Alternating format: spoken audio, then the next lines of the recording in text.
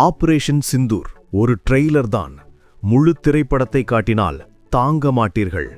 இப்படி பாகிஸ்தானுக்கு வெளிப்படையான எச்சரிக்கை விடுத்திருப்பது யார்? இதன் பின்னணியில் இருக்கும் வலிமை என்ன? முந்தைய இந்தியா அல்ல, பதிலடி கொடுக்க தயாரான இந்தியா என்று ஒரு மூத்த இராணுவ அதிகாரி அளித்திருக்கும் அதிரடியான பேட்டி சர்வதேச அளவில் ஒரு பெரும் புயலை கிளப்பியிருக்கிறது. பேச்சுவார்த்தை, பயங்கரவாதம் இரண்டும் இனி ஒருபோதும் ஒன்றாக பயணிக்காது என்று இந்தியா ஏன் இவ்வளவு உறுதியாக கூறுகிறது? இந்த வீடியோவில் அதன் முழு ஆழமான காரணங்களை பார்க்கப் போகிறோம். இந்திய இராணுவத்தின் வடக்கு கட்டளையின் நார்தர்ன் கமாண்ட் இன் தளபதியான லெப்டினன்ட் ஜெனரல் உபேந்திரா திவேதி அவர்கள்தான் இந்த முக்கியமான கருத்துக்களை பதிவு செய்திருக்கிறார். பயங்கரவாதத்தை ஊக்குவிக்கும் எந்த செயலும் இந்தியாவுக்கு கவலை அளிக்கும் விஷயம் என்பதுதான் இதன் அடிப்படை. கடந்த காலங்களில் பேச்சுவார்த்தை மட்டும் நடத்தும் இந்தியா என்ற பிம்பம் இருந்தது. ஆனால் தற்போதைய இந்தியா அத்தகைய அச்சுறுத்தல்களுக்கு உடனுக்குடன் பதிலடி கொடுக்க தயாராக இருக்கிறது. இதுதான் முந்தைய நிலைக்கும் தற்போதைய நிலைக்கும் உள்ள முக்கியமான வித்தியாசம். ஜெனரல் திவேதி அவர்கள் ஒரு முக்கியமான வார்த்தையை சொல்கிறார். நீரும் இரத்தமும் ஒன்றாக பாய முடியாது, பேச்சுவார்த்தையும் பயங்கரவாதமும் ஒன்றாக செல்ல முடியாது.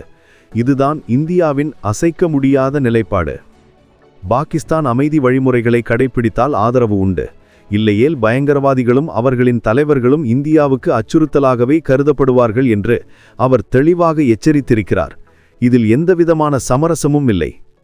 கடந்த கால தாக்குதல்களை பற்றி அவர் பேசியதுதான் இப்போது பேசுபொருள். சர்ஜிக்கல் ஸ்ட்ரைக் போன்ற நடவடிக்கைகள் குறித்து பாகிஸ்தானின் தவறான கணிப்பை பற்றி விமர்சித்தார். பாகிஸ்தான் நினைப்பது போல் அது சுலபமான ஒன்று அல்ல. இந்தியா மேற்கொண்ட ஆபரேஷன் சிந்தூர் உள்ளிட்ட கடந்த கால தாக்குதல்கள் வெறும் ஒரு ட்ரெய்லர் தான். அதுவும் வெறும் 88 மணி நேரத்தில் முடிந்தது. பாகிஸ்தான் மீண்டும் தவறு செய்தால் ஒட்டுமொத்த படத்தையும் காட்ட இந்தியா தயாராக இருக்கிறது என்று ஒரு அதிரடி எச்சரிக்கையை விடுத்திருக்கிறார்.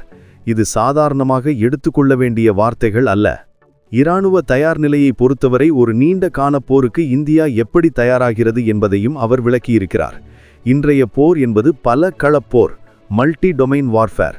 இராணுவம், கடற்படை, விமானப்படை மட்டுமின்றி சைபர் மற்றும் விண்வெளி படைகள் கூட முழுமையாக ஒருங்கிணைக்கப்பட வேண்டும். ஒரு போர் எத்தனை நாட்கள் நீடிக்கும் என்று கணிக்க முடியாது. அது சில மணி நேரமாகவோ அல்லது 4 ஆண்டுகள் வரையாகவும் நீடிக்கலாம். அதனால்தான் நீண்டகால போருக்கு தேவையான ஆயுதங்களும் தளவாடங்களும் தயார் நிலையில் இருப்பது கட்டாயமாக்கப்பட்டுள்ளது. இது கடந்த காலங்களில் நாம் கற்றுக்கொண்ட முக்கியமான பாடம். ஜம்மு காஷ்மீரின் நிலைமை இப்போது எப்படி இருக்கிறது? பயங்கரவாத நிகழ்வுகள் மிக குறைந்து உள்ளன. கொல்லப்பட்ட பயங்கரவாதிகளில் 60% மேற்பட்டவர்கள் பாகிஸ்தானைச் சேர்ந்தவர்கள். கல் எறிதல், வன்முறை போராட்டங்கள் போன்றவை கிட்டத்தட்ட நின்றுவிட்டன. அமர்நாத் யாத்திரைக்கு வரும் பக்தர்கள் எண்ணிக்கை பல மடங்கு அதிகரித்துள்ளது. இந்த முன்னேற்றம்தான் இந்தியாவின் வளர்ச்சி பாதைக்கு மிக முக்கியமான சான்று. காஷ்மீர் இளைஞர்கள் பயங்கரவாதத்தின் மீதான மோகத்தை கைவிட்டு இப்போது வேலைவாய்ப்பு மற்றும் வளர்ச்சியில் நம்பிக்கை வைத்திருக்கிறார்கள். அவர்கள் இந்தியாவின் மற்ற பகுதிகளுடன் இணையவும் தொழில் செய்யவும் விரும்புகின்றனர். செங்கோட்டை போன்ற சமீபத்திய பயங்கரவாத முயற்சிகள் விரக்தியில் இருக்கும் பயங்கரவாதிகளின் கடைசி முயற்சிகளே தவிர அது பொதுமக்களின் உணர்வை பிரதிபலிக்கவில்லை. இந்தியா எச்சரிக்கை விடுக்கும் வழியிலும் பாகிஸ்தானுக்கு ஒரு ஆலோசனையும் முன்வைக்கப்பட்டுள்ளது. பாகிஸ்தான் பயங்கரவாதத்தை ஊக்குவிப்பதை நிறுத்திவிட்டு தங்கள் நாட்டின் வளர்ச்சியில் மட்டும் கவனம் செலுத்தினால் அது இரு நாடுகளுக்கும் நல்லது. ஏனென்றால் வளர்ச்சி பாதைக்கு தடை ஏற்படுத்துபவர்களுக்கு எதிராக தகுந்த நடவடிக்கை எடுக்கப்படும் என்று உறுதியளிக்கப்பட்டுள்ளது.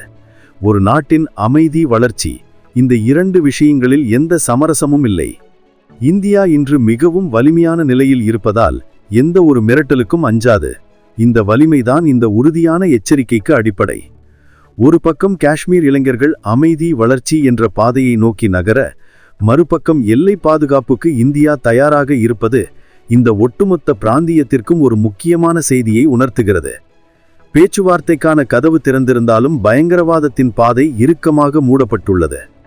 ஜெனரல் திவேதி அவர்களின் இந்த எச்சரிக்கை குறித்து உங்கள் கருத்து என்ன? இந்த நிலைப்பாடு சர்வதேச அரங்கில் எந்த மாதிரியான தாக்கத்தை ஏற்படுத்தும் என்று நீங்கள் நினைக்கிறீர்கள்? உங்கள் ஆழமான கருத்துக்களை கமெண்ட்ஸ் பகுதியில் தவறாமல் பதிவு செய்யுங்கள். இந்தியா அசைக்க முடியாத உறுதியுடன் தன் நாட்டை பாதுகாக்கும் என்ற உண்மையை இந்த பேட்டி அழுத்தமாக பதிவு செய்கிறது. அடுத்த வீடியோவில் சந்திப்போம்.